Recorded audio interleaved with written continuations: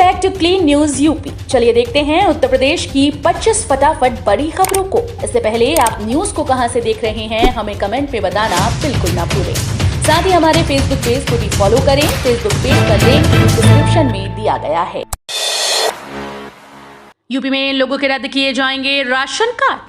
Ration card धारक अगर 5 माह तक लगातार राशन नहीं लेंगे, उनके कार्ड निरस्त होंगे। उनके स्थान पर नए पात्रों को राशन कार्ड बनाकर दिए जाएंगे। ऐसे लोगों की विभागीय स्तर से छंटनी शुरू कर दी गई, जिससे राशन व्यवस्था को और ज्यादा लोगों तक पहुंचाया जा सके। सरकार महीने में 2 बार मुफ्त राशन का वितरण कर रही है। इसी क्रम में राशन वितरण को और प्रभावी बनाने का कदम उठाया गया। आपूर्ति महकमा ऐसे लोगों की स्क्रीनिंग कर रहा है जो कार्ड धारक तो हैं, लेकिन सरकारी राशन नहीं लेते। इस दौरान लगातार 5 महीने तक राशन न लेने वाले कार्ड धारकों के नाम हटाए जाएंगे। हेल्थ सेक्टर पर अब योगी सरकार का पूरा फोकस। 10,000 नए स्वास्थ्य उपकेंद्र बनाने का लक्ष्य। उत्तर प्रदेश के मुख्यमंत्री योगी आदित्यनाथ ने अपने दूसरे कार्यकाल के लिए संकल्प लिया है कि अगले 5 वर्ष में 10,000 नए स्वास्थ्य उपकेंद्र बनाए जाएंगे। ये प्रयास हेल्थ नेटवर्क को निचले स्तर तक बढ़ाने का है। इसके लिए डॉक्टर और पैरामेडिकल स्टाफ की कमी पर भी सरकार की नजर है। मुख्यमंत्री ने प्रदेश में डॉक्टर और नर्स का औसत 1:1 बनाने का निर्देश देते हुए 6 माह में 10,000 पैरामेडिकल स्टाफ की भर्ती करने के लिए कहा। योगी मंत्रिमंडल के समक्ष चिकित्सा और स्वास्थ्य सेक्टर की चरणबद्ध कार्य योजना प्रस्तुत की गई। बीएचयू में मुफ्त मिलेगी आईएएस परीक्षा के लिए कोचिंग। 100 सीट्स पर एडमिशन। 22 अप्रैल को उद्घाटन। एशिया के सबसे बड़े आवासीय विश्वविद्यालय बनारस हिंदू यूनिवर्सिटी में अनुसूचित जाति के छात्रों को मुफ्त में कोचिंग दी जाएगी। इन छात्रों को प्रशासनिक सेवा परीक्षाओं के लिए मुफ्त कोचिंग दी जाएगी। 100 छात्रों का एडमिशन होगा। 22 अप्रैल को बीएचयू के कृषि विज्ञान संस्थान के शताब्दी प्रेक्षागृह से इसकी शुरुआत होगी। सामाजिक न्याय और अधिकारिता मंत्री वीरेंद्र कुमार, यूपी के राज्यपाल आनंदीबेन पटेल और बीएचयू के कुलपति प्रोफेसर सुधीर कुमार जैन इसकी शुरुआत करेंगे। बीएचयू के साथ ही देश के 31 केंद्रीय विश्वविद्यालयों में अनुसूचित जाति के छात्रों को आईएएस की मुफ्त कोचिंग मिलेगी। योगी सरकार का फैसला। 6 महीने में होगी 20,000 आंगनबाड़ी कार्यकर्त्रियों व 10,000 पैरामेडिकल स्टाफ की भर्ती। पिछले 11 साल से रिक्त पड़ी आंगनबाड़ी कार्यकर्त्रियों की भर्ती को लेकर यूपी सरकार ने बड़ा फैसला किया। सरकार अब 6 महीने के अंदर 20,000 आंगनबाड़ी कार्यकर्त्रियों की भर्ती करने की तैयारी में है। इसी कड़ी में मुख्यमंत्री योगी आदित्यनाथ ने अधिकारियों को निर्देश दिए कि आंगनबाड़ी कार्यकर्ताओं और सहायिकाओं के 20,000 पदों पर नियुक्ति प्रक्रिया अगले 6 महीने में पूरी कराएं। सभी आंगनबाड़ी कार्यकर्ताओं और स्वास्थ्य सखियों को आयुष्मान भारत योजना का लाभ दिलाया जाए। इनके मूल्यांकन और सर्टिफिकेशन के संबंध में विचार किया जाए। बता दें कि जनवरी 2021 में विभाग ने 50,000 पदों को भरने के लिए आदेश जारी कर दिया है। यूपी के इन बच्चों को 10-10 लाख रुपए देगी केंद्र सरकार। जाने कितनों को मिलेगा फायदा। कोरोना से जान गंवाने वाले लोगों के बच्चों को पीएम केयर फंड से 10-10 लाख रुपए दिए जाएंगे। इन बच्चों की पढ़ाई लिखाई की भी व्यवस्था की जाएगी। मथुरा में ऐसे 9 बच्चे चिन्हित किए गए। मथुरा जनपद में कोरोना से 450 लोगों की मृत्यु हुई थी। कोरोना ने किसी परिवार का एकमात्र सहारा छीन लिया तो किसी परिवार के कई सदस्य काल के गाल में समा गए। किसी का पिता या किसी की माता, किसी का पति तो किसी की पत्नी कोरोना का शिकार हो गए। किसी परिवार में तो इतनी भयावह स्थिति बन गई कि घर के वयस्क महिला पुरुष कोरोना में चल बसे और पीछे छोड़ गए छोटे बच्चे। कोरोना काल में अनाथ हुए बच्चों की परवरिश क्वारंटाइन प्रक्रिया के कारण बड़ी समस्या बन गई थी। मथुरा में ऐसे 9 बच्चे हैं जिन्होंने कोरोना काल में अपने माता पिता को खो दिया है। इन्हें पीएम केयर फंड से मदद मिलेगी। यूपी में एक हाथ को नए कलेवर में पेश करने की तैयारी में योगी सरकार। बनाया 5 साल का प्लान। यूपी की योगी सरकार स्वदेशी, स्वावलंबन, स्वाभिमान और स्वरोजगार का प्रतीक माने जाने वाली खादी को जल्दी फैशन के क्षेत्र में अपनी दमदार उपस्थिति दर्ज करवाएगी। खूबियों और संभावनाओं से भरपूर खादी को नए कलेवर में पेश करने के लिए योगी सरकार ने कमर कस ली। अब खादी सिर्फ कपड़ों तक ही सीमित नहीं रहेगी। खादी के कपड़ों के जरिए जूते, बैग, फैंसी पर्स आदि भी तैयार किए जाएंगे। खादी के कपड़ों को आकर्षक लुक देकर इनकी खूबसूरती निखारने की तो इस काम में योगी सरकार देश के नामचीन फैशन डिजाइनर्स और इससे संबंधित संस्थाओं की मदद लेगी। मनरेगा योजना को लेकर योगी सरकार का बड़ा प्लान। यूपी सरकार ने मनरेगा योजना से 150 हाईटेक नर्सरी बनाने की योजना तैयार कर ली। इसके लिए ग्राम्य विकास विभाग को 100 दिनों में नर्सरी स्थापित करने का प्रस्ताव बना लेने के लिए कहा। अधिकृत सूत्रों ने बुधवार को बताया कि सरकार की योजना इन पौधशालाओं में 22 करोड़ 50 लाख से अधिक पौधों को रोपित करने की है। 1 लाख ग्रामीण परिवारों के घर का सपना पूरा करेगी योगी सरकार। उत्तर प्रदेश की योगी सरकार जल्द ही 1 लाख से अधिक लोगों के आवास का सपना पूरा करने जा रही है। प्रधानमंत्री आवास योजना ग्रामीण के तहत 1 लाख घरों का निर्माण जल्द ही पूरा हो जाएगा। साथ ही मुख्यमंत्री आवास योजना ग्रामीण के तहत स्वीकृत 1,08,000 घरों के सापेक्ष निर्माणाधीन 8,200 घरों को जल्द पूरा किया जाएगा। कैमरे के सामने हाजिरी। नए आदेश से अधिकारियों कर्मचारियों में खलबली। प्रयागराज शहर की सफाई व्यवस्था सुबह 5 बजे से शुरू होती है। अब नगर निगम के अफसर और सफाई निरीक्षकों को सुबह 5 बजे ऑनलाइन हाजिरी लगाने का आदेश जारी कर दिया गया। हाजिरी भी सीधे शासन को भेजी जा रही है। हाजिरी की नई व्यवस्था से अफसर और निरीक्षकों में खलबली मच गई। ऑनलाइन हाजिरी की नई व्यवस्था 10 अप्रैल से लागू हो गई, लेकिन इसके बारे में अफसर सफाई निरीक्षक बेखबर रहे। 2 दिन पहले शासन से हाजिरी के लिए एक संदेश आया। संदेश में साफ लिखा था कि सुबह हाजिरी लगाएं, नहीं तो वेतन कटेगा और अनुशासनात्मक कार्रवाई होगी। इस फरमान के बाद सोशल मीडिया पर सक्रिय अधिकारी और निरीक्षकों ने हाजिरी लगानी शुरू कर दी। यूपी में इन कर्मचारियों को मनचाहे जिलों में तैनाती मिलेगी। यूपी में राज्य कर्मियों के लिए सालाना तबादला नीति जल्द आने वाली है। इस बार अधिकतर ऑनलाइन तबादले किए जाएंगे। मेरिट के आधार पर अच्छे काम करने वालों को मनचाहे जिलों में तैनाती दी जाएगी। इसके लिए उनसे ऑनलाइन विकल्प लिए जाएंगे। 3 साल से एक ही जिले में कर्मचारी इसके दायरे में आएंगे। कार्मिक विभाग ने इसके लिए प्रारूप तैयार कर लिया और कैबिनेट मंजूरी के बाद इसे लागू किया जाएगा। राज्य सरकार हर साल तबादला नीति लाती है। इसके लिए सभी विभागों से मानव संपदा पोर्टल पर अधिकारियों और कर्मचारियों का ब्यौरा ऑनलाइन कराया जा रहा है। राम मंदिर के चारों ओर बनेंगे 6 मंदिर।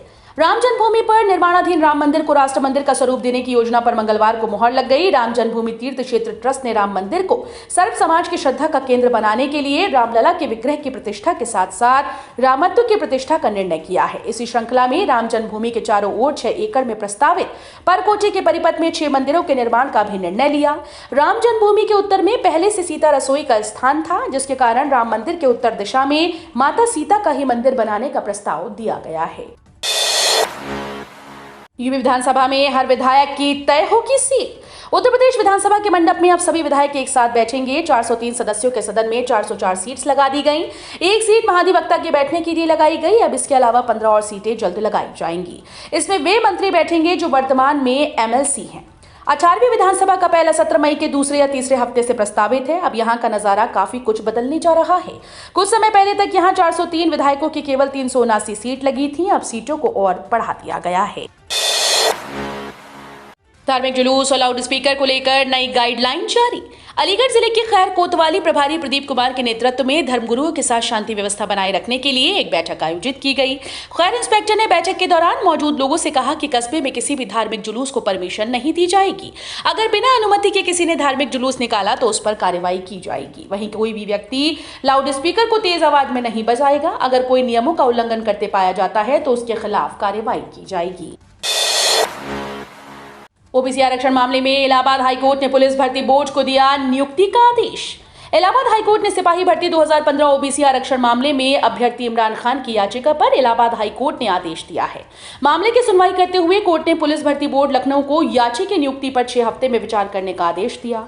मामले की सुनवाई करते हुए यह आदेश जस्टिस सौरभ श्याम शमशेरी की एकल पीठ ने याचिका पर दिया, जिसकी उद्घोषणा करते हुए एकल पीठ ने याचिका को स्वीकार करते हुए याची इमरान खान को ओबीसी अभ्यर्थी मानते हुए आरक्षण का लाभ प्रदान करने और याची को ओबीसी कैटेगरी में 6 हफ्ते में नियुक्ति प्रदान करने पर विचार करने का आदेश पुलिस भर्ती बोर्ड को दिया है। मौसम विभाग का 3 दिन आज 21 से 23 अप्रैल बारिश का अलर्ट। पिछले 15 दिनों से भीषण गर्मी की तपिश झेल रहे लोगों के लिए खुशखबरी आई है। मौसम वैज्ञानिकों ने आज 21 अप्रैल से गर्मी में से कुछ राहत मिलने की संभावना जताई। मौसम विभाग का कहना है कि आज 21 अप्रैल, 22 अप्रैल और 23 अप्रैल को बारिश होने की संभावना है और इसी के साथ धूल भरी आंधी आने की। इससे तापमान में गिरावट दर्ज की जाएगी, जिससे लोगों को गर्मी से राहत मिलेगी। सुल्तानपुर जिले में हो रही भीषण गर्मी से लोगों को राहत नहीं मिल पा रही। मंगलवार को तापमान में मामूली गिरावट आने के बाद भी गर्मी से परेशान लोगों को कोई राहत नहीं मिली है। यूपी के ग्राम्य विकास विभाग में स्टेनोग्राफर व जूनियर क्लर्क होंगी भर्ती।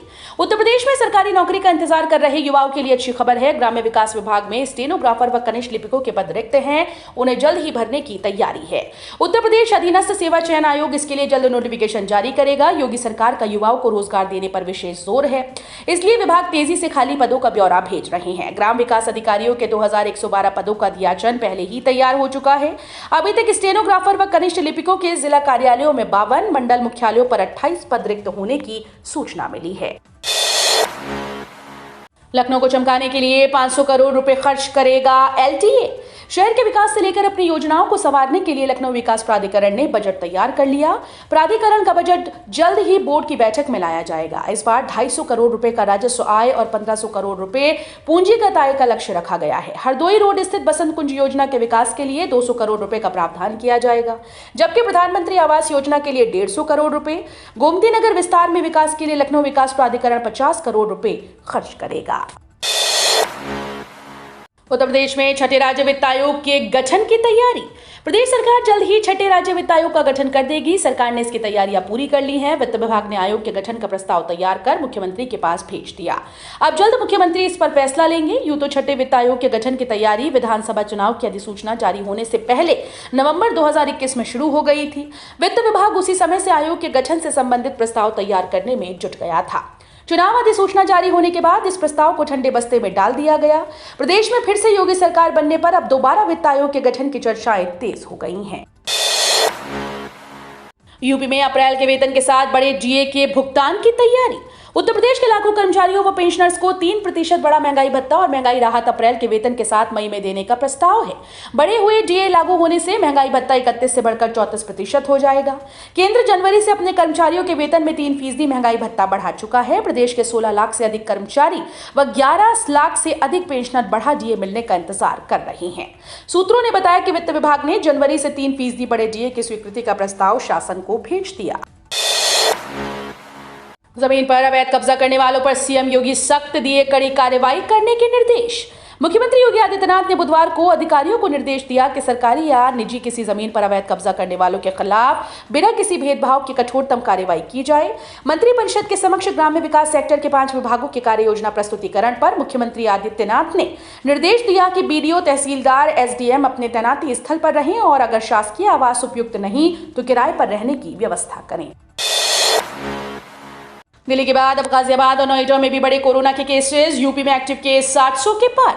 दिल्ली के बाद अब गाजियाबाद और नोएडा में भी कोरोना केसेस में उछाल आना शुरू हो गया। पिछले कुछ दिनों में गाजियाबाद और नोएडा में काफी केस बढ़े। यूपी में कोरोना के सक्रिय मरीजों की संख्या 856 हो चुकी है। मुख्यमंत्री योगी आदित्यनाथ ने एनसीआर और लखनऊ में सार्वजनिक स्थलों पर मास्क अनिवार्य कर दिया।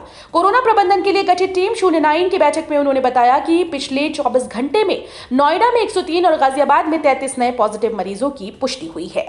एनसीआर के जिलों और लखनऊ के सभी के लिए सार्वजनिक स्थानों पर फेस मास्क लगाया जाने की व्यवस्था को प्रभावी ढंग से लागू किया जाए। कोरोना के चलते मां बाप को गंवाने वाले बच्चों से बात करेंगे पीएम मोदी। कोरोना महामारी के कारण माता पिता दोनों को गंवाने वाले बच्चों से प्रधानमंत्री मोदी जल्द ही बातचीत करेंगे। उत्तर प्रदेश के बरेली में 7 और उन्नाव में 3 बच्चे ऐसे मिले हैं जिनके सर से मां बाप का साया उठ गया। वीडियो कॉन्फ्रेंसिंग के जरिए प्रधानमंत्री मोदी इनसे बातचीत करेंगे। बातचीत की तारीख 23 अप्रैल को तय की जाएगी। रामपुर कारखाना क्षेत्र की 48 सड़कों का कायाकल्प होगा। देवरिया जिले के रामपुर कारखाना विधानसभा क्षेत्र की 48 सड़कों का कायाकल्प होगा। 7 करोड़ 9 लाख रुपए की लागत से ये सड़कें चमकेंगी। विधायक की पहल पर शासन ने इसकी मंजूरी दी। इन सड़कों के निर्माण की मिली विधायक सुरेंद्र चौरसिया ने बताया कि मुख्यमंत्री योगी आदित्यनाथ से मुलाकात कर क्षेत्र की 48 सड़कों के कायाकल्प के लिए प्रस्ताव दिया था। शासन की तरफ से इन सड़कों की स्वीकृति मिल गई। इसमें भटनी के भरेहे चौराहे से कुरमोटा ठाकुर नौनापाड़ से देवघाट मार्ग, बबनौली कला संपर्क मार्ग, बनकटा तिवारी से सकटिया टोला, नौनापाड़ से छपरा संपर्क मार्ग आदि हैं। कोविड को लेकर सीएम योगी का आदेश, स्कूल्स में सख्ती से कराएं कोरोना प्रोटोकॉल का पालन। मुख्यमंत्री योगी आदित्यनाथ ने निर्देश दिए कि कोरोना के बढ़ते केसेस के मद्देनजर बच्चों की स्वास्थ्य सुरक्षा को लेकर सतर्क रहना होगा।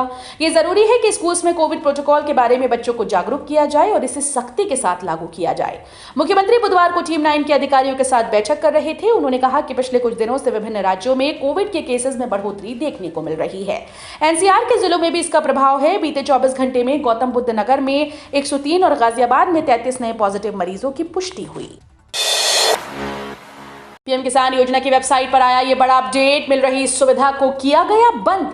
केंद्र सरकार देश भर के करोड़ों किसानों को हर साल 6,000 रुपए की राशि प्रदान करती है। 3 किश्तों में दी जाने वाली इस राशि के जरिए किसानों को आर्थिक मदद मिलती है। अब किसान 11वीं किस्त का बेसब्री से इंतजार कर रहे हैं।